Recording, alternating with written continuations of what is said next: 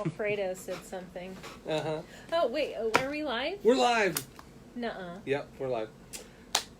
Hey guys, welcome to the Dr. G show.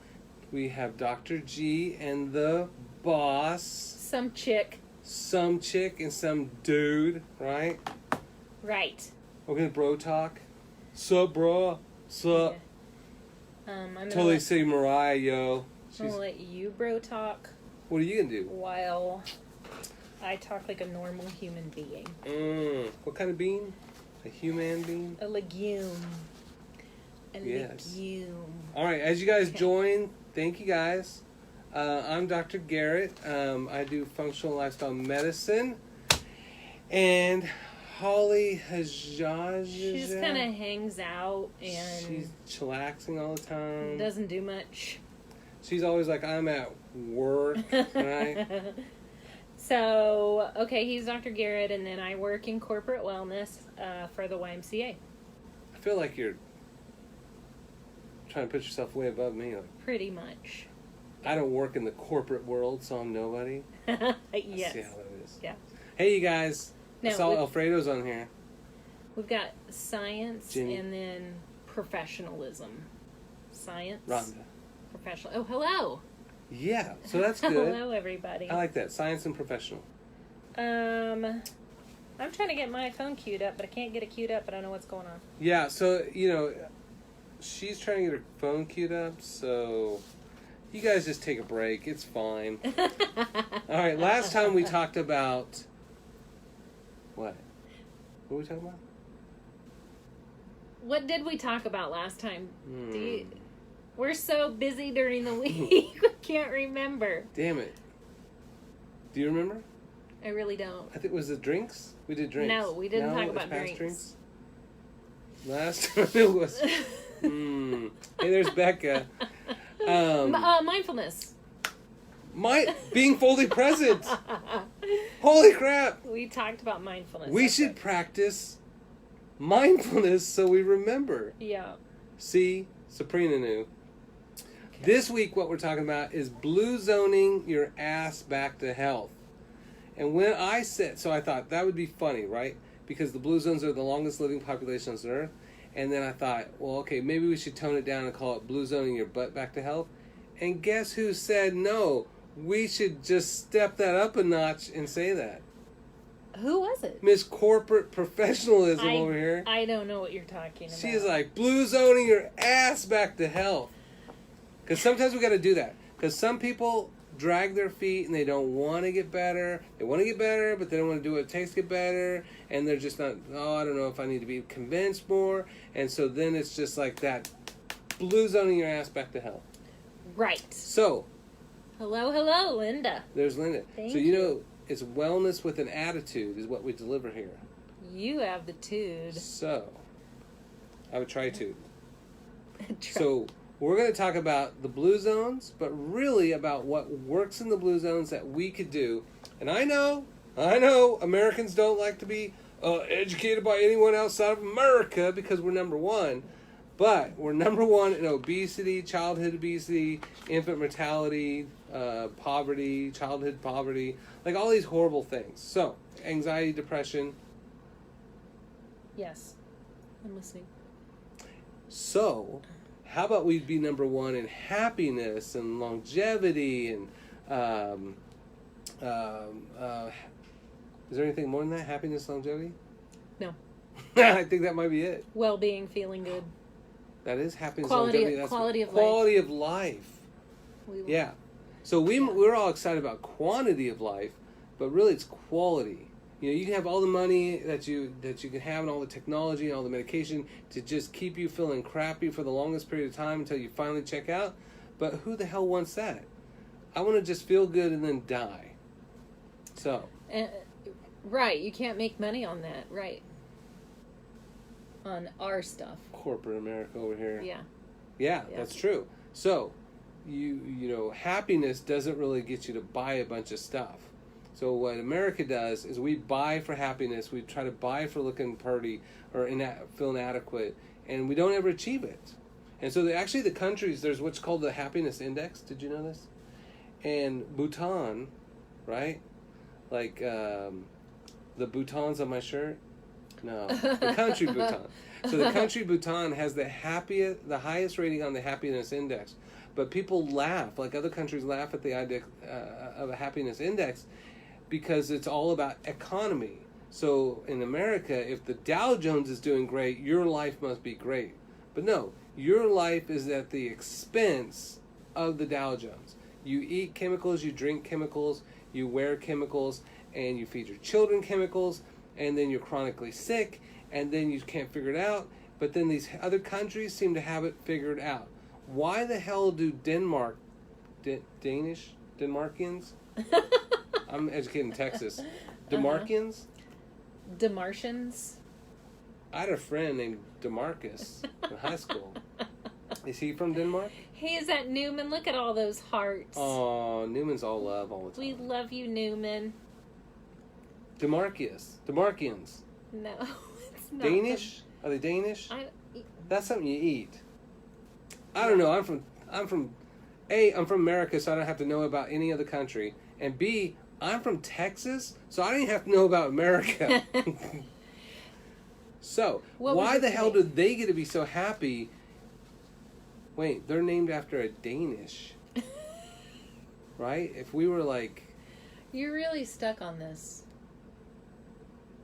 Well, if I was named from a country where it's like, oh, the Pizzians, well, of course they're happy. They're from pizza. Right? All right. Danes. Cat says Danes. Who says that? Cat? Mm-hmm. Cat Neblov? No. There's more than one cat? Evidently. Oh, man. Yeah, Danes. Like Clara Danes. So where were we? So I have a quiz question. Oh, you got a quiz question. Yep. Mm-hmm. Can anybody name the 5 blue zones? There's more than that. Well, there's 5 we're going to talk about today. You can tell which version of the book she read based on how many blue zones there were. How many blue zones are there? I don't know. But no, there's 5 main ones. More, we know there are centenarians all around the world, but we're going to talk about... Well, then I know all 5. Well, you don't get to answer. Does anyone else know any of the blue zones? Yeah. Or the blue zones' friends, or girls, or women. Or what they are. Women that the blue zones have dated. Really? Or are you Facebook friends with any of the blue zones? Are you serious? I don't know. So, we got Loma Linda. There's one. Thank you, Jenny. Oh, Jenny. That's the only vegan one, Alfredo. But they're not truly vegans. So, lots of Seventh-day Adventists that live in Loma Linda, California. That's why. Because this is the crazy thing they believe in. Eating healthy, getting sunlight, family, faith, getting air, being active, like crazy stuff. It's ridiculous. Right? That's not American, right? I mean... So, they believe those crazy things. Now, most Seventh-day are supposed to be vegetarians, but we're Americans, so we're not going to follow everything the right way. Who else? So, well, let's talk a little bit more about them. So, they lead the nation in the longest life expectancy. The world. Oh, yeah. Loma Linda. They're the only the only group, city, blue zone, in the United States with the longest lifespan and highest quality of life. Yeah. So what do you think they do other than being vegetarians? That brings up the question, what in the world are they doing? That's different than what we're doing. Blue zone. They even got their own gang symbol. Look. Blue zone. Oh my gosh. Blue zone.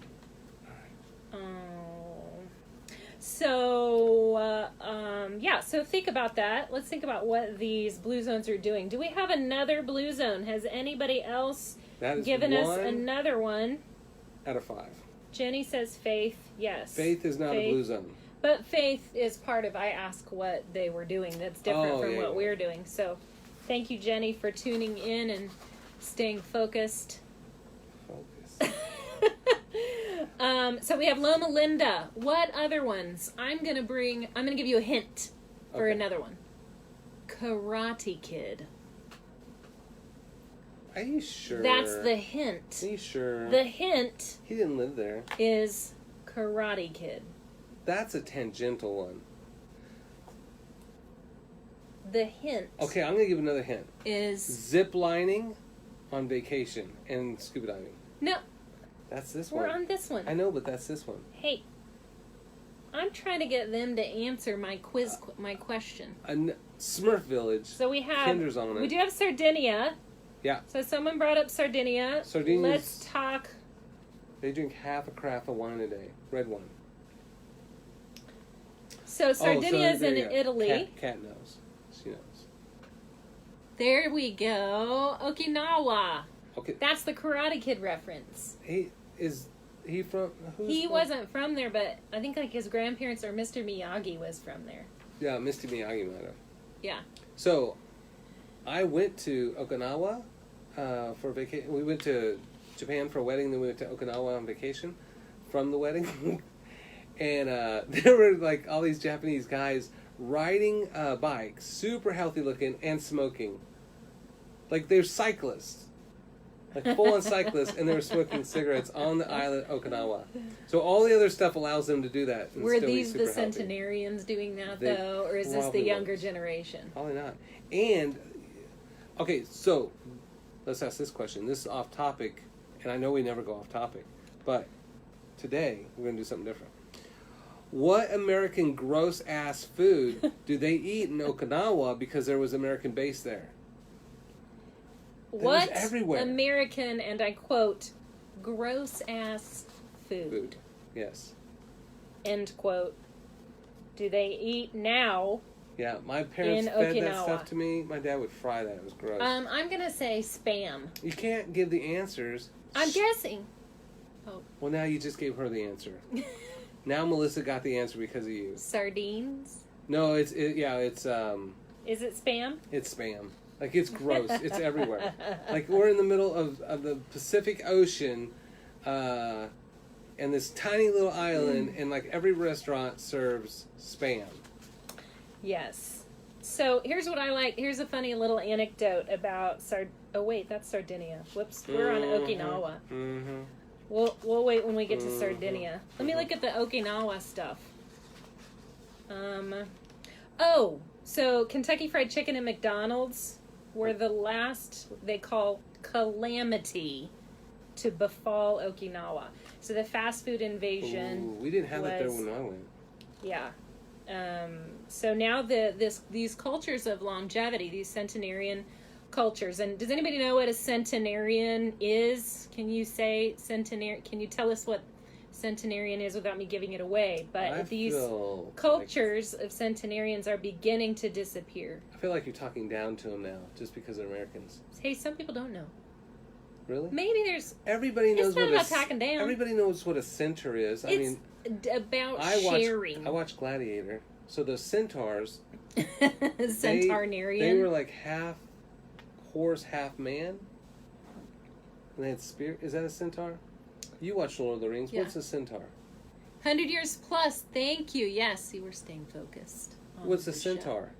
Centenarian is a person who's lived to 100. Thank you, guys. Hey, oh my God, Dan Gordon's here. Dan hasn't been here forever. So someone else mentioned Sardinia. Yeah. Italy. They drink half a carafe of red wine a day, on average. So That's why. I love this quote. Sardinian men seem to possess a temperament that enables them to shed stress. They are at once grumpy and likable and often joke at the expense of one another. Curmudgeons. So, Dr. G said that was him. That's me. I said he's not so grumpy, but he does. I'm never grumpy. Definitely makes jokes. I joke about everybody, including myself. Because in my head, it's just random. I'll probably live forever. But I have this little, like, stuff that goes around my head all the time, and everything's a joke. Yeah. Everything's a joke.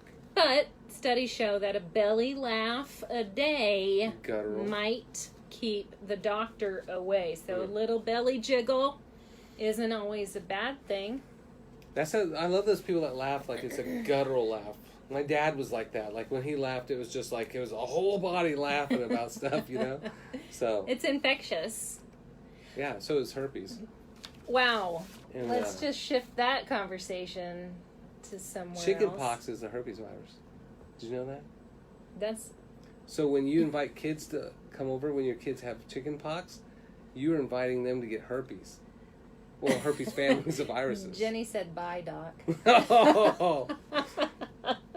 So what I do in life is I always try to find the line that everybody has. And then just cross it. So I cross it to find the line, and then I go, "Oh, I'm sorry." And I back up and I ride that line. He's got the ask forgiveness motto. Yes. Okay. What are our last two? We've got two more to talk about. Blue zones. Can anybody figure out what they are? One of them drinks ouzo. I know that. I need extra Two help. more. One is in. I'm going to give you a hint. One is in South America. That's too easy. Maybe not. It's Maybe not for South you. America. Is that South America or Central? Somewhere south of North America. It's It is. not in. Our geography America. really kind of sucks. I think it's Central tonight. America. I think. They're really high in environmental promotion. Yeah. This country. It is. There's Gina. The ooze Gina from gets my Ninja humor. Turtles. She knows what's up. Amazon juice. Amazon. So I could give the initials. Let's say it's two. No, it's no. It's two. We have only so All much right. time. It's Costa two Rica. words. Two. It's punch you in the face time. I just live in a longer lifespan now. Boom! My lifespan went up. So if you didn't hear Dr. G rudely interrupt, It's Costa Rica. it's Costa Rica. Costa Rica is also a blue Zizzo. zone. Do we have any interesting anecdotes about them? No, they like to go scuba diving and zip lining. That's right. what you like for them to do. Costa Rica is beautiful. I've always wanted to go there. But We should do a GoFundMe based on this, where they fund us to go to all the blue zones just for fun. for science. We give up our time for science. So one of the things in Costa Rica, Yes. they said we noticed that the most highly functioning people over 90 Mm. have a few common traits. One of them is that they feel a strong sense of service to others Oh, that's nice. or care for their family. We see that as soon as they lose this, the switch goes off. They die very quickly if they don't feel needed. Oh, yeah. So Costa Ricans call this devotion plan de vida of life. Plan de vita. What is your own plan de vida? Yeah, mono povero bambino imblada. Oh man, here we go. So wait, so talk about that. So devotion, but the other thing was purposefulness. So it's kind of the same, like needing and giving, right? Both equal longevity. Like Yeah. you have to have purpose. You have to feel needed. So talk about that a little bit, because you were telling me about that earlier, and we're all listening. What was I talking about? So remember, like we were talking about the people that have purpose. Okay, Yes. so in America, we know that men who don't have Oh, right. you can't jump on board the bus now. Men who have Strong sense of purpose. God dang it. Men who don't have a strong sense of purpose after they retire in America will die within 5 years. Yeah, so like doctors and teachers are at higher risk of death if they retire without purpose after that. Because those two professions, they are, except for my job, but most doctors just are constantly just go, working nonstop hours all the time, exhausting themselves. And then teachers are the same thing. We've created this environment where teachers are just working way more hours.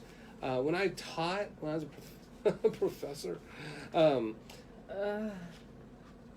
on. oh, hell no. Oh, All right. oh, So hell. when I was a professor, Mary Ann and the skipper. No, when I was a professor, holy crap! I tried to give like people multiple choice questions, And then I had to figure out, like, I had to grade all that nonsense. And then I made the mistake of, like, asking for an essay. I will never ask for an essay. Because you have to read all that off the clock. Well, that's just ridiculous. Plus, I was horrified that nobody could have a complete sentence. But that's where teachers get screwed, and that's where doctors get screwed, because their whole life is just all about this thing, and then they retire, and then they're just like, what do I do? now? Yeah. Mm-hmm. In fact, in some cultures, there isn't even a word for retirement. Yes, that's true in Sardinia. Sardinians do not have a word for retirement. In Okinawa, the idea of retirement doesn't even occur to them. Yeah. They just keep working until the end, as long as they can. That's how I'm going to be.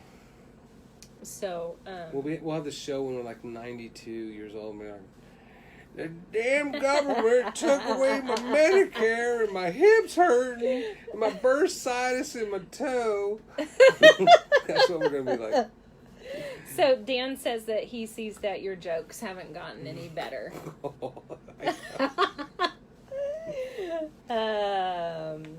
Yeah. Yes. So, congratulations. I went from dad jokes to bad jokes. Thank you, Dan, for that supportive, accurate assessment. Dan, we're supposed to be sticking together, Dan. Okay, so we've got one more. We did Sardinia, Okinawa, Loma Linda, Costa Rica, and we have one more to talk about. This one... They drink ouzo. You said that about the last three countries. No. So these people drink ouzo. At the end of the day, they just sip on it. And ouzo, I don't know if you guys have ever had that. I love ouzo. But it tastes like licorice root. Or it tastes like licorice. Well, what is it? Ouzo? Yeah. It's an alcohol that tastes like licorice. That's it. Ew. I don't like black licorice. Whoa. This isn't a... So, Netherlands. That's my thought on that. She said Netherlands. That's Netherlands. Nope. Sweden. Should that's be. in the same geographical area. Go a little bit further south from Netherlands, Sweden, and Denmark. A little bit further south. Should I give him a hint? Okay, your mom used to collect it on the stove back in the 80s. When she would cook bacon, she would pour this country into that Crisco can, and it would be super gross, and then she would use that gross, whatever this country's name is, to make gravy with. Not Germany. What did they put in the Crisco can? Wasn't that what came out of the Crisco can too? Yes. Oh, it's so What gross. is that? Greece. All right. Thank you. Gina got it. Greece! Yay! You got it! Yeah. Woo! So the Grecians. The Grecians? The Grains? Like Danes? The Greeks. Are the Grecians or Greeks? We're never... God dang, Texas we're education. We're never going to have the respect that we need. All right. So... I made gravy this morning. The Greco-Romans... The Greeks. The Greeks. What do the Greeks do? What do the Greeks do? Talk to me. The Greeks drink ouzo at the end of the day, and that's why they're one of the longest living lifespans on the entire Solarverse. Is ouzo alcoholic? I wasn't It's really super listening alcoholic. to you. It's potent. Like you have to sip it just a little bit to sip, right? So it's good. So the Greeks, the Greeks have a terrible economy. Back in like 2008 or something, so they're getting better. But before that, they were doing just great. So that Greek thing, they all these countries share the same 9 basic things that help them live this longer, healthier lifespan. Yes. Yeah, and so the Greeks do that. But I don't have anything. Like I know stuff about the other ones, but the Greeks. I just know that... I can think of one very easy thing that maybe a lot of people could think about in terms of diet. Okay. What kind of diet are they eating? Olives. What type of diet do we call that? The Grecian diet. No, Greek all diet? Greek to me. Greek salads. Greek salad? That is not... That's not what I mean. Or if they eat lots of Greek salads. Yes and yes, but it's not the Feta? answer I was looking for. They eat feta. It starts with an M. The blank diet. Moonshine diet. That's Dan. Hey, he already said moonshine. He did it. I knew he was going to say There's that. a sea named after this. Oh, that's what all those countries do. Mediterranean. Yes, Mediterranean. Yeah. So they eat a Mediterranean diet. Yeah, of lamb. Of only lamb. Lamb and ouzo. 100 years plus. Just like that. No, there's more to it than just that. So let's talk about some of the 9 lessons for living longer from the blue zones. Yeah. How would you like to start that? So, we could do, the first one is typically, so these are all 9 things that they all consistently do, and those are all things that you can implement. So, unlike some Americans, where we don't like to have outside influence of other countries telling us what to do, right? We should do these things. We should look at other countries and what they do really, really well, and just do that for us and our families. Why? Because these people are living to 100. Mm-hmm. Yeah. Consistently. Yeah. So, and not on a respirator with a CPAP at 45 kind of. And on 1,400 medications. Yeah, and yeah. So, first one is move naturally. What does that mean, Dr. G? To move naturally. What do you guys think? So, one of the things that Americans love to do is move the least possible they can.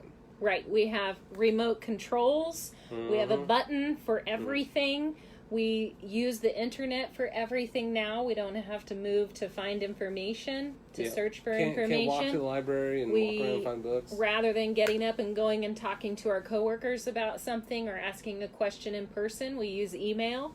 Yeah. We don't have to move. No. We've really created an environment of convenience, which probably also kind of supports our capitalistic culture, but a culture of convenience, right, which is in a way killing us. So most Americans pretty much walk from places to sit. So we lay in bed, we sit at the table, we sit in our car, we sit at work, we sit back in our car, we sit at the table, and then we sit on the couch, and then we go to bed. Right. So the move naturally thing, like a lot of us want to go to the gym, right? The idea in America is, well, we've got to get physically fit. We have to do not natural movement, but abnormal movement. So we have things like flipping a tire. Because as you know, you have to flip a lot of tires. Because that's not moving naturally, right? You know, even running. The idea of running wasn't really an activity for regular folks outside of track and field until about the 70s. But by the 1950s, we were gaining weight. We had no clue what to do. So then we created all these artificial ways of moving, which we were going to somehow get back to health. But by that time, we were over-consuming so many calories, we couldn't even do that.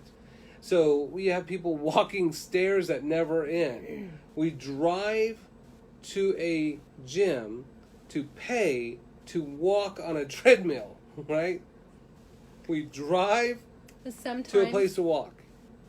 And we pay for it. If the weather is not conducive, that can be helpful. Hell no. Because the weather doesn't change what you do. The weather changes what you wear while you're doing that. Okay. Because every time I make an excuse, I'll be like, well, it's raining. There's some jerk family out there in the raincoats walking. And it's like, oh, I guess I could walk.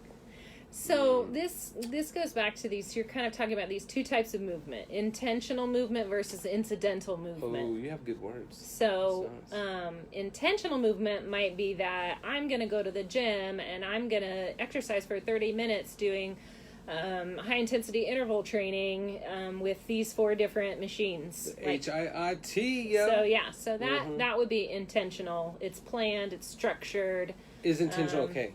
Does that count? Intentional counts, but it is not the only. We can't have only intentional. In fact, you can sit all day and do intentional movement, and it won't do you any good as any better than it would if you were just sitting. We need incidental movement. So incidental is what the blue zones are doing. That's They're walking out to the fields every day to do manual labor or I knew a guy named Manuel. Did you? That's really on topic. Thank you. Shut it down. So what does your incidental movement look like now? Is anybody doing anything? And just thinking about that, because it is unfortunate that we still have to think about it. Right? Yeah. We are in this place where our culture has become such that we have to become intentional to be incidental. Right. Right? Yeah. About our movement. Because we have so many conveniences. And so that's what, like, I'll tell you what I do. Because I feel like you guys were wanting to know. I was dying. No. So, really. I am very intentional with making sure that all my food preparation is done by hand.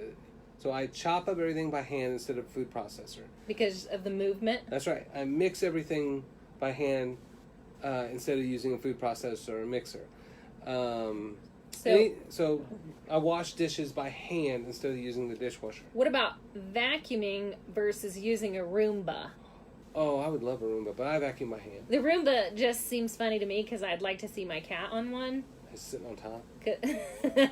But your cat would ride by and like slap the other cat. In slow motion. You have 2 Roombas. Oh, okay. Roomba battle. Okay. But yeah, it's those simple little things that we give up and then we do less. And you think about it, like, you'll have like 30-year-old women that can't open a jar. That's how weak you get. Like, you can't open a jar. You have to go buy on Amazon this big thing that goes and opens it, right? So then you get even weaker because you're not even trying to open the damn jar. Are you anti-women? Oh, hell no. I know you ain't going there. I am so pro-woman, I dress in a kilt sometimes. What does that have to do with... It's a man skirt. Oh, my God. That's one way of sporting. So Gina says just walk your kid to and from school every day. Yeah. See, that's easy. I used to do that. Yeah. What else? The easy things. Walking up the stairs at work. How many people do that intentionally? I'm calling you out. I do. But there are days that I'm like, screw it, I'm riding the elevator 1 floor. Yeah. And then go tell people to be healthy. But that's just an attitude thing sometimes. Otherwise, I always take the stairs. So, are you intentionally parking away from work? Like, that's basically, if you're doing like these things all day long, you're kind of working out without having to think about it. You're making it easy for yourself to move. Right. What else do we have? Gardening. Mowing your own yard. Weed eating. Playing with the kiddos. Ugh. Physically playing with the kiddos. Running around, chasing them. Yeah. Yeah. So, does anybody know what the average number of steps a European, who's peeing? European, versus an American versus like a Midwestern Kansan does? I tell the patients this all the time. Per what? Per day. Steps per day. Per diem. Estapes per diem. Lori, I saw you were on here. Do you remember when we did our conversions? Hi, Lori, by the way. You're calling people out. Well. Yeah, that's good. We created a steps. Is Lori another corporate person? Lori is my friend. And we created conversions for steps. What do you think per day on steps? So the average European is... Anybody say? No. That's bullcrap. Just give it to him. All right, 10,000 steps a day. 10,000 steps a day. Woo-woo. Okay, for Europeans. Who's peeing? Okay. And then for Americans, like New Yorkers, it's like 5,000. Okay, so half. And then for Kansans, Linda's got it. It's about 2,500 steps. Like we do a quarter what everybody else does. And so like Japanese studies on movement and disease show that 10 minutes of purposeful movement, like walking to work, 10 minutes lowered disease by 13% across the board. So it didn't even really matter what disease. And it wasn't like, a bunch of like excessive stuff. It was just walking to work for 10 minutes. Yeah. That's it. So people that do these little things, like during lunch hour, they're going to walk for the half an hour. It makes a profound difference in their life, and again, longevity-wise, big deal. So another thing too, if you're living here in Wichita, for those of you who are local, Bike ICT, we've got bike lanes. What's and it called? Zazzle? Zagster. You can rent bikes. Super fun, low impact. So if you've got troubles with joints and things like that keep you from walking or running, then try cycling. That's right. It's fun. And triking. Like, if you have balance issues, you should do things that balance. So you should ride a bike. But if you've given up on all that, then you can get a trike, and at least you're moving. Did anybody go out to Open Streets ICT? Did anybody go Open Streets ICT who's watching? I know Sabrina didn't because she's lazy. There were so many bikes out there. I was really surprised.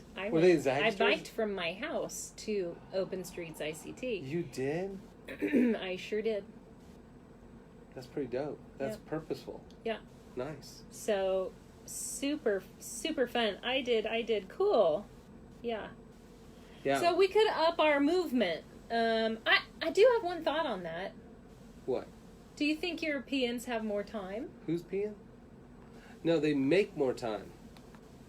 Are they working 8 to 10 to 12 hours a day? They work 35 hours a week and take 2.5 months vacation because they live in a country that values healthy people. So 35 hours a week, so they aren't working quite as much. Yeah.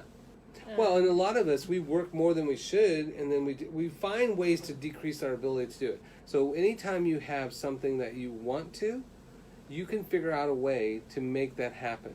Right. It is never, we're not waiting on anything else. No new med, no new supplement, new technology. It is just the will to implement what everybody else is already doing. Right. That's all it is. So think about some of the things that you could implement in your life, or maybe one or two easy things you could start tomorrow or even tonight.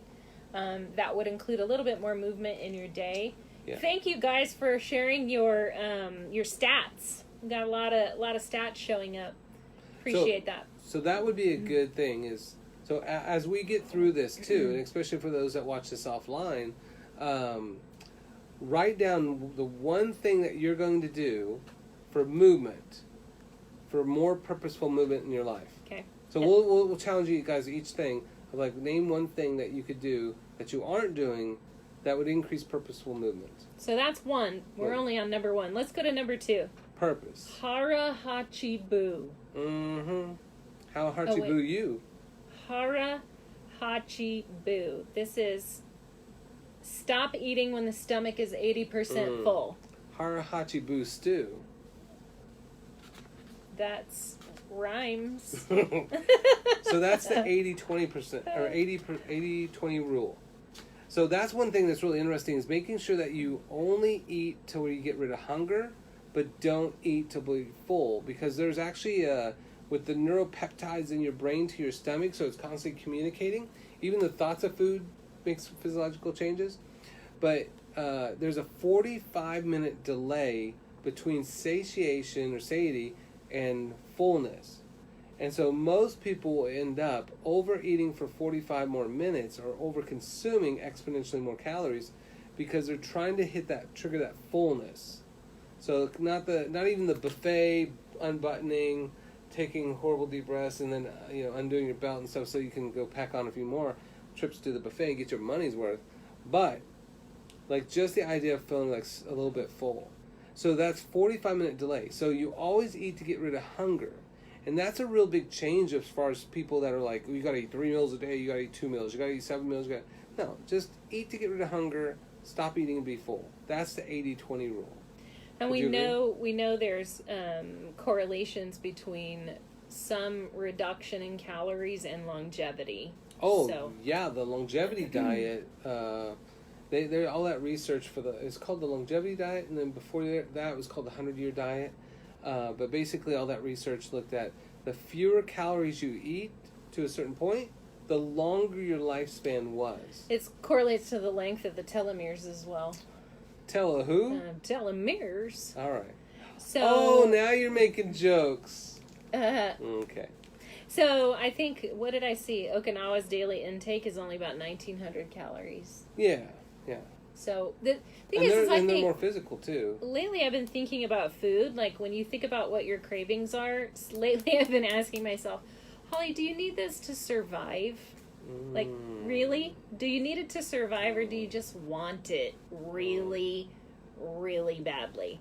And that, sometimes for me, that puts that into perspective when I'm thinking about cravings and just eating outside of the limits of being hungry. Well, one thing I like too, because that's a good point, is Scott Spradlin talked about negative procrastination. So it's kind of like, oh, I want some ice cream. All right, so I don't have to give up ice cream, but you know what? Not today, maybe tomorrow.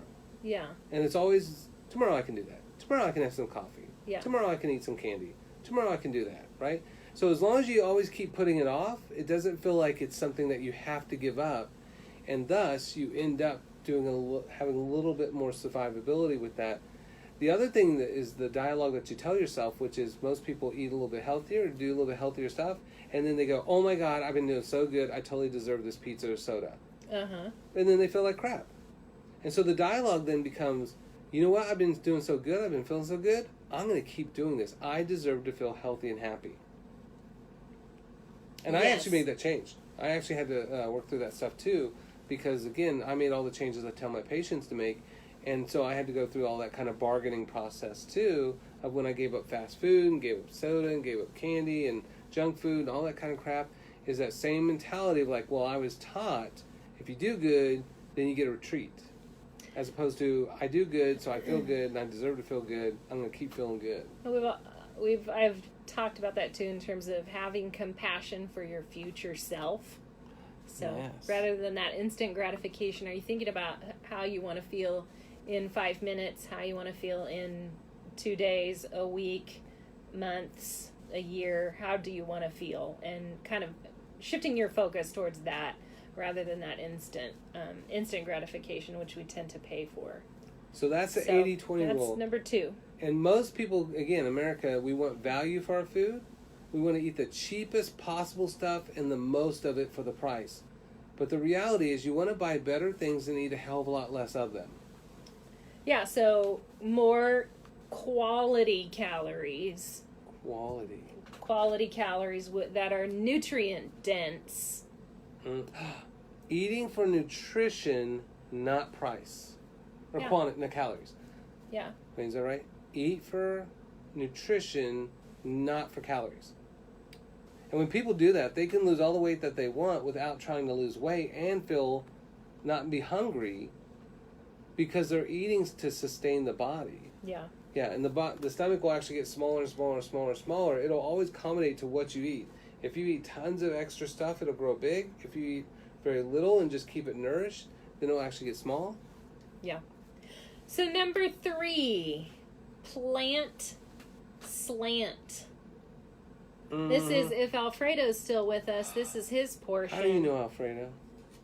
I met Alfredo. You know Alfredo?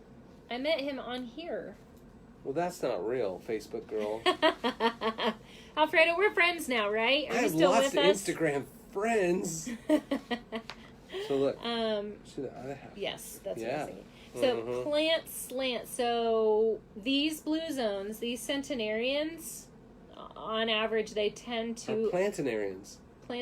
They tend to... Centiplantenarians. Avoid processed foods and large quantities of meat. Mm-hmm.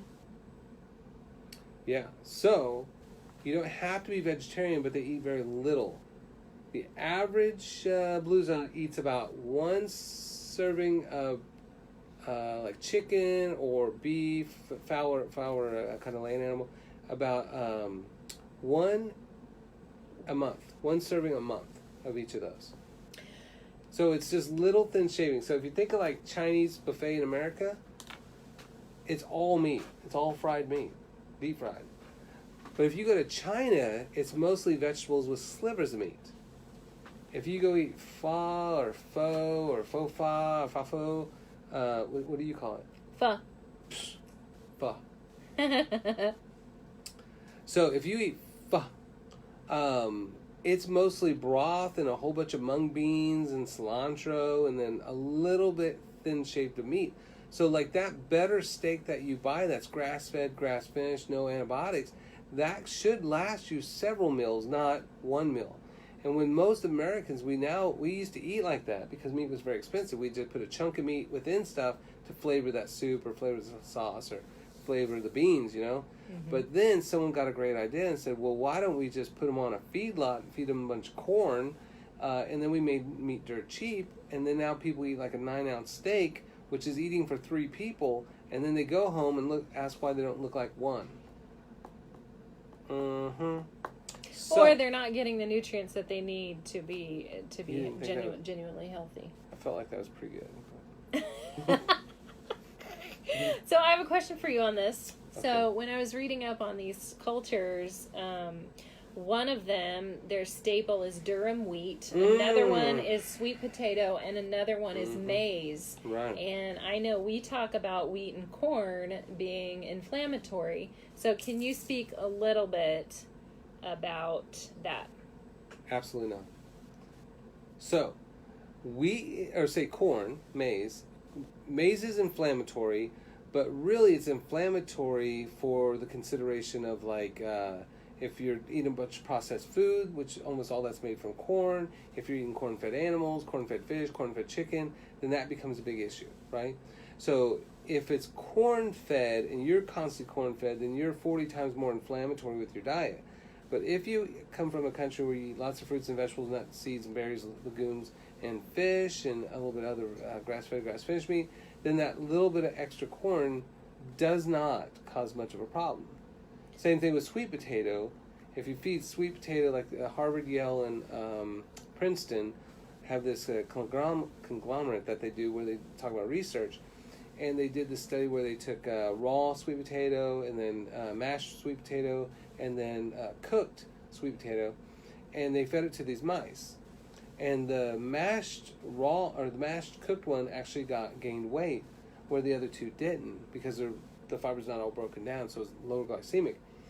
And but nobody's ever gotten fat off sweet potatoes, right? So in a controlled experiment, we say, oh my God, sweet potatoes is going to make people fat. But countries that eat lots of sweet potatoes also eat lots of fruits and vegetables, nuts, seeds, berries, legumes, and greens, and get physical movement and all that, so it doesn't cause a problem. So they're not overindulging, and right. It's not as inflammatory. Right, so we'll eat 150 pounds of sugar, and then we'll blame sweet potatoes, right? We'll eat a bunch of inflammatory food and then blame corn. Yeah.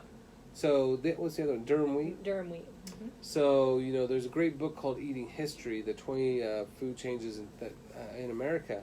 And Americans used to eat lots of varieties of wheat that have very predictable antigens with those. So the immune system knows those antigens because since the dawn of man, we've had these antigens. Mm-hmm. But then Americans say, well, let's not have 1 or 6 different wheats. Let's have one wheat. Let's figure out how to make it the most profitable, and let's feed everybody that one monocrop.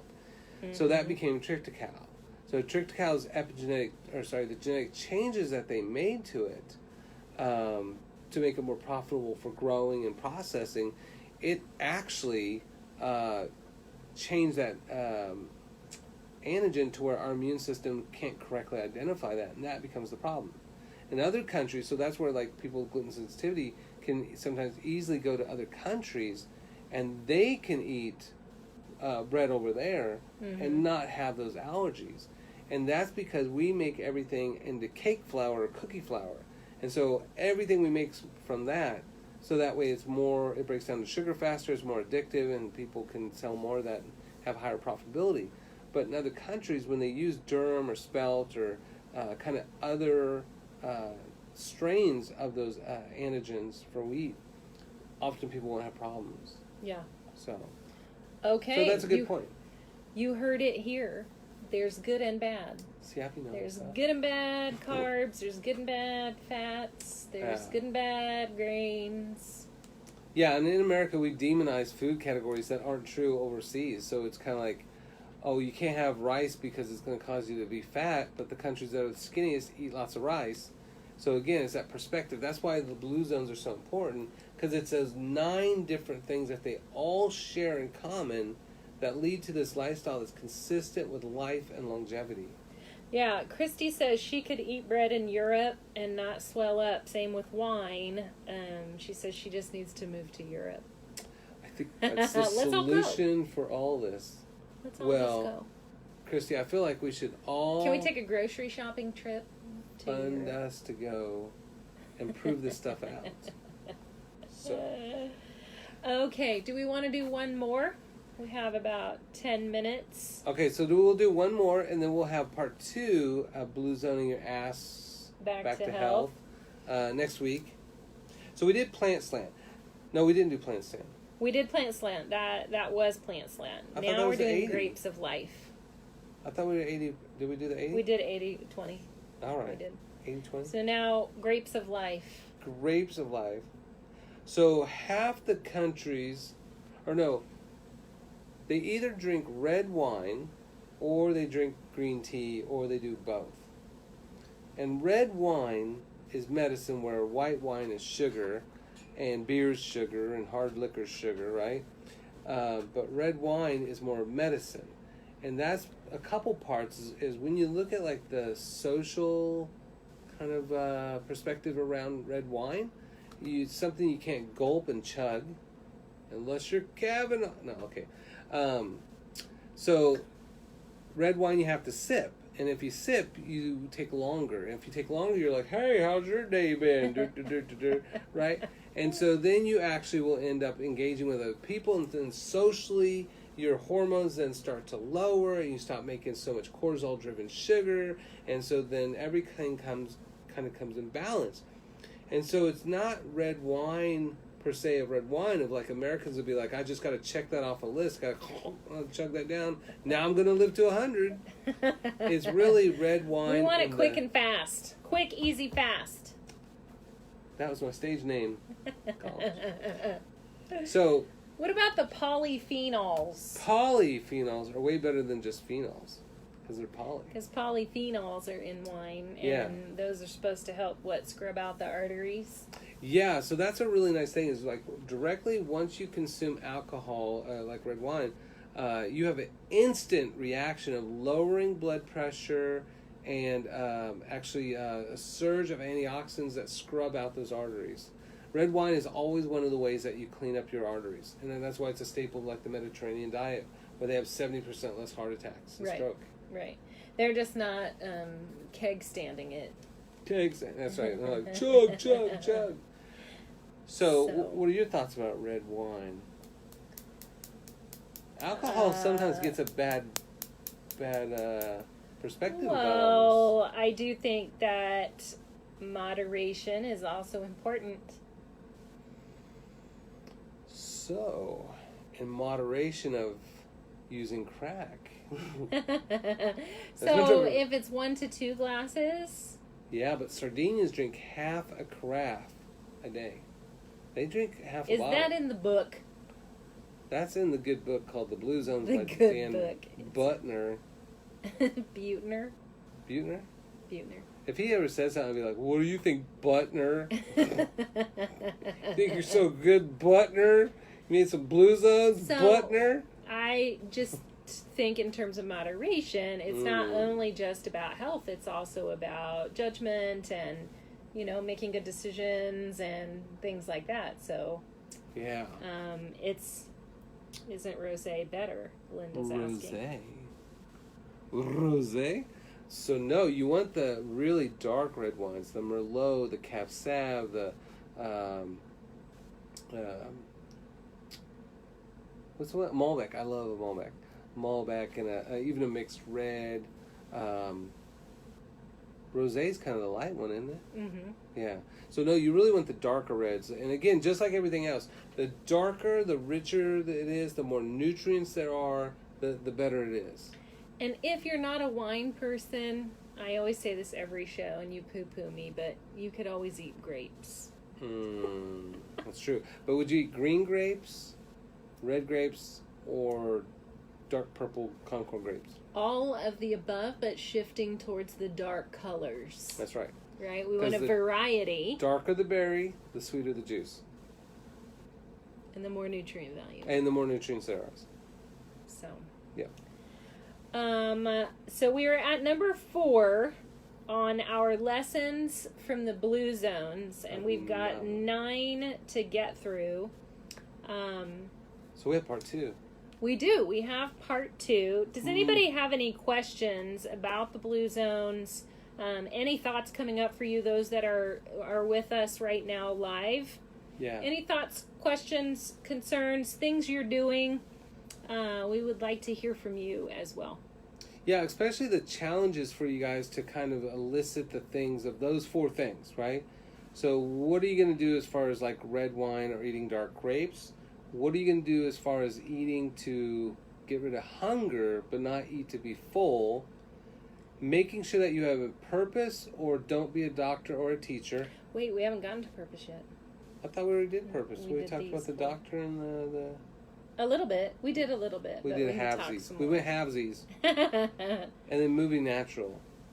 So, wine or grapes of life, plant slant. What is your plant slant going to look like if we want to lean more into plants? So I feel Alfredo's a vegan, so he is totally plant slant. So what we ought to do is have him eat some meat so then he can slant back. Because there's no slant. Huh.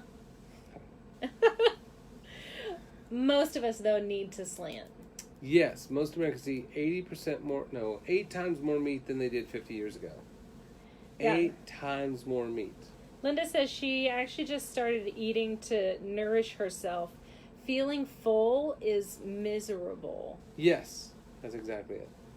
Isn't it crazy that what your tongue really wants makes you feel so horrible, and you think it's going to be amazing, and then it's going to make your life awesome, and that you're going to find enlightenment if you have that bowl of macaroni and cheese?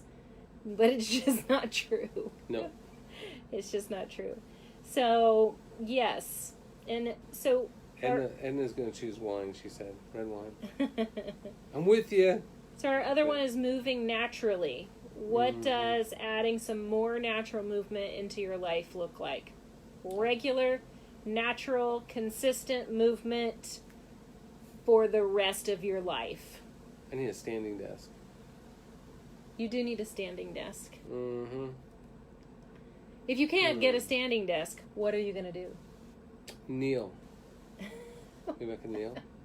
It's partial standing. You could do office movements, office exercises. I do really well.